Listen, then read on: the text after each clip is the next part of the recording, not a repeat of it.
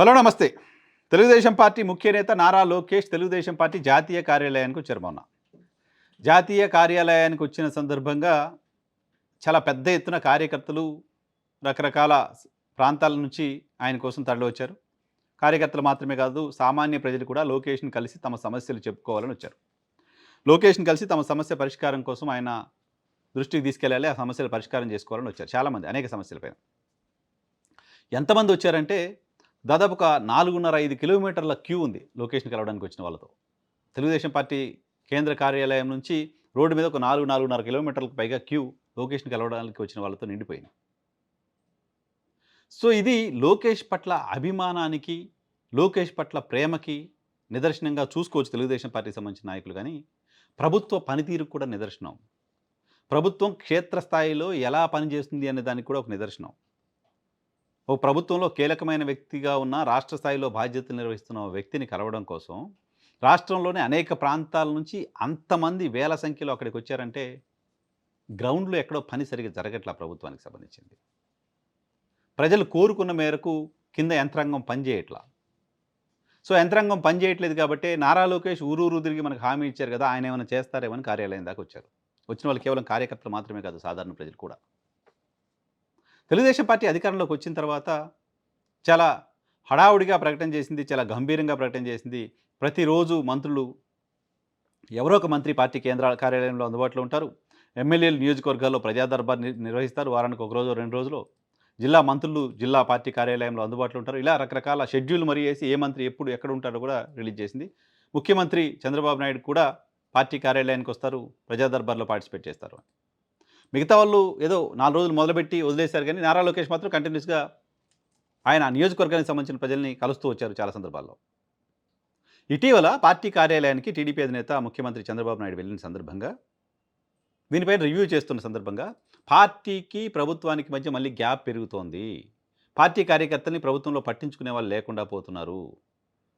క్షేత్రస్థాయిలో అనేక సమస్యలున్నాయి. వాటిని మనం పరిష్కారం చేయలేకపోతున్నామనే ఫీడ్‌బ్యాక్ తర్వాత చంద్రబాబు నాయుడు ఇచ్చిన హామీ, లేదు లేదు ఇక వారంలో 2 రోజులు, ఓ రోజు నేను, ఓ రోజు నారా లోకేష్, ఓ రోజు పార్టీ రాష్ట్ర అధ్యక్షుడు పల్లా శ్రీనివాస్ పార్టీ కార్యాలయంలో ఉంటాం.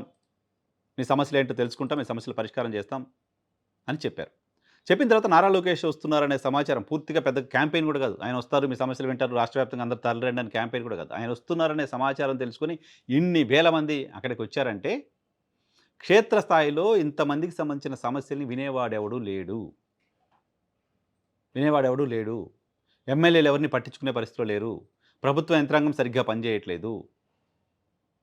ప్రభుత్వ యంత్రాంగం సరిగ్గా పనిచేసినా, స్థానిక నాయకత్వం సరిగ్గా అడ్రస్ చేసినా, అటెండ్ చేసినా అంతమంది సమస్య పరిష్కారం కోసం విజయవాడ దాకా వచ్చి, పార్టీ కేంద్ర కార్యాలయం దాకా వచ్చి, శ్రీకాకుళం నుంచి మొదలుపెడితే రాయలసీమలోని చిత్తూరు ప్రాంతం నుంచి అక్కడి దాకా వచ్చే పరిస్థితి ఉండదు. చిన్న చిన్న ఇష్యూసే కావచ్చు కానీ ఆయనన్నా కలిసి చెప్దాం ఇక్కడ ఎట్లా పని కావట్లేదు అనే ఆలోచనతో అక్కడి దాకా వచ్చారు. సో, ఇది చూసి నారా లోకేష్ ఆశ్చర్యపోయారట. ఇది చూసి నారా లోకేష్ పార్టీ నాయకులపైన, కార్యకర్తలపైన సీరియస్ అయ్యారంట. ఇంత జరుగుతుంటే, ఎంతమంది నా దగ్గరికి వస్తుంటే మీరందరూ ఏం చేస్తున్నారు? మీకు అందరికి చెప్పిందేంటి? ఎమ్మెల్యేలందరినీ ప్రజా దర్బార్ నిర్వహించమని చెప్పాం కదా, ఎందుకు నిర్వహించట్లేదు? పార్టీ కార్యకర్తల్ని పట్టించుకోవట్లేదు, జనాల్ని పట్టించుకోవట్లేదు. వీళ్ళంతా నా దగ్గరికి వచ్చే పరిస్థితి ఉంది అంటే కింద గ్రౌండ్ లెవెల్ సిస్టమ్ అంతా ఫెయిల్ అయింది. మీరెవరు కూడా ప్రజల్ని పట్టించుకోవట్లేదు అనే కంక్లూజన్‌కి నారా లోకేష్ వచ్చారంట. వచ్చి పార్టీకి సంబంధించిన నాయకులపైన, ఎమ్మెల్యేలపైన సీరియస్ అయ్యారంట. సీరియస్ అయ్యి ప్రజా దర్బార్ ఖచ్చితంగా పెట్టాల్సిందేనని చెప్పారంట. నిజానికి పార్టీకి సంబంధించిన సమస్యలు, పార్టీ కార్యకర్తలకు సంబంధించిన ఇష్యూలు మాట్లాడుకోవడం పార్టీ కార్యాలయంలో వేరే. కానీ ప్రభుత్వంలో జరుగుతున్న తప్పులు, ప్రభుత్వం కారణంగా తమకు జరుగుతున్న ఇబ్బందులు, ప్రభుత్వం నుంచి రావాల్సినవి ఏదో రావట్లేదనే కారణంతోటో అనేక మంది ఓ పార్టీ కార్యాలయానికి వస్తున్నారు, అక్కడి దాకా వచ్చి చెప్పే పరిస్థితి ఉందంటే ప్రభుత్వంలో కూడా ఫెయిల్యూర్ ఉంది. పార్టీ కార్యకర్తలు పట్టించుకోవడం కోసం పార్టీ కార్యాలయానికి వస్తున్నారు మీరు. బట్ మీరు వస్తున్న పార్టీ కార్యాలయానికి ప్రభుత్వం ఫెయిల్యూర్స్ కారణంగా ఉన్న అనేక మంది బాధితులు మీ పార్టీ కార్యాలయం దగ్గరికి వస్తున్నారు. అంటే ప్రభుత్వంలో కూడా ఫెయిల్యూర్ కనపడుతోంది. ప్రభుత్వం ఫెయిల్ అవుతోంది క్షేత్రస్థాయిలో అనే దానికి అదొక ఉదాహరణగా చూడాల్సిన అవసరం ఉంది. సో, దాన్ని ఒకటి పాజిటివ్‌గా చూడొచ్చు. తెలుగుదేశం ప్రభుత్వంలో ఏం జరుగుతుంది కింద అనేది తెలుసుకునే ప్రయత్నం కనీసం చేస్తున్నారు. ఓ ఫీడ్‌బ్యాక్ ఛానల్స్‌ని ఎక్కువ ఓపెన్ చేశారు. ఆ ఫీడ్‌బ్యాక్ ఛానల్స్ ద్వారా వస్తున్న సమాచారాన్ని తీసుకునే ప్రయత్నం చేస్తున్నారు అట్‌లీస్ట్. సో, ఇంతమంది నారా లోకేష్‌ని కలిసారంటే దాదాపు 5, 5:30 గంటల పాటు ఆయన అక్కడ ఉండి అందరిని కలిసే ప్రయత్నం చేశారు. కలిసారంటే సమస్య పరిష్కారం అయినా కాకపోయినా ఒక రిలీఫ్ వాళ్ళకి దొరుకుతుంది.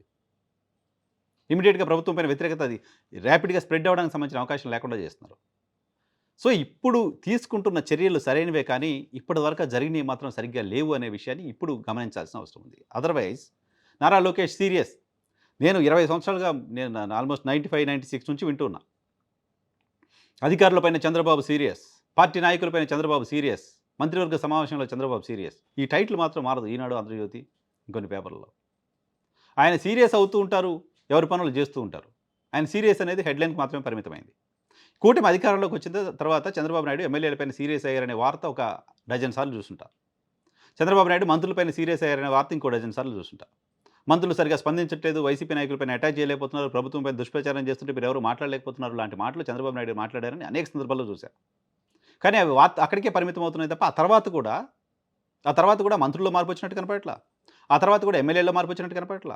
ఈ రోజుకి ఆంధ్రప్రదేశ్లో 80% పైగా ఎమ్మెల్యేలు మట్టి పేరుతో, ఇసుక పేరుతో, భూదందాల పేరుతో, రేషన్ షాపుల పేరుతో దోపిడీకి పాల్పడుతున్నారు. ఈ మాట చెప్పడానికి వెనక్కి పోదలుచుకోవట్లా. ఈ మాట తెలుగుదేశం పార్టీ క్యాడర్ ఒప్పుకుంటారు, తెలుగుదేశం పార్టీకి సంబంధించిన ముఖ్య నాయకులు ఒప్పుకుంటారు. సో ఆ పరిస్థితుల్లో ఉంటే గడిచిన 6 నెలలుగా, ఏడాదిగా చంద్రబాబు నాయుడు పదే పదే ఎమ్మెల్యేలకు వార్నింగ్లు ఇస్తామని చెప్తూ ఉంటే కూడా వాళ్ళు మీ మాట వినట్లేదంటే ఆ సీరియస్నెస్ అనే చంద్రబాబు సీరియస్ అనే పదం, చంద్రబాబు సీరియస్ అనే మాట కామెడీ మెటీరియల్ అయిపోతుంది. సో ఇప్పుడు నారా లోకేష్ సీరియస్ అనేది స్టార్ట్ అయింది ఇప్పుడు లేటెస్ట్‌గా. డెఫినెట్‌గా నారా లోకేష్ ఆ జనాలను చూసిన తర్వాత, క్షేత్రస్థాయిలో సరిగ్గా జరగలేదనే విషయాన్ని గమనించిన తర్వాత సీరియస్ అయ్యారనే వార్త జెన్యూన్‌గానే కనపడుతున్నప్పటికీ అది కామెడీ మెటీరియల్ కాకూడదు. చంద్రబాబు సీరియస్ అయ్యారు అన్నట్టుగా. జస్ట్ సీరియస్ అనే మాటకి పరిమితం అయిపోయి, మళ్ళీ వచ్చిన తర్వాత మళ్ళీ సీరియస్ అనే మాటకి పరిమితం అయిపోయి, ఇంకో 20 ఏళ్ల పాటు నారా లోకేష్ సీరియస్ అనే మాటలే మనం వినుకుంటూ ఉంటే జనాలకి నష్టం, పార్టీ క్యాడర్ కూడా నష్టం.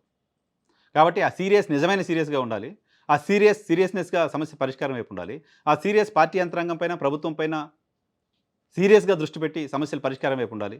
నారా లోకేష్ నేనున్నాను, మీ సమస్యలేంటో చెప్పండి, రండి ఇక్కడ కూర్చుంటానని చెప్తే 5 10 కంటే ఎక్కువ వచ్చే పరిస్థితి ఉండకూడదు. సో అప్పుడు ప్రభుత్వం సక్సెస్ అయినట్టు, అప్పుడు పార్టీగా కూడా వాళ్ళు సక్సెస్ అయినట్టు. సో నారా లోకేష్ సీరియస్ అనే మాట కామెడీ మెటీరియల్‌గా కాకుండా సీరియస్ ఇష్యూగా ఉండాలని కోరుకుందాం. Thank you.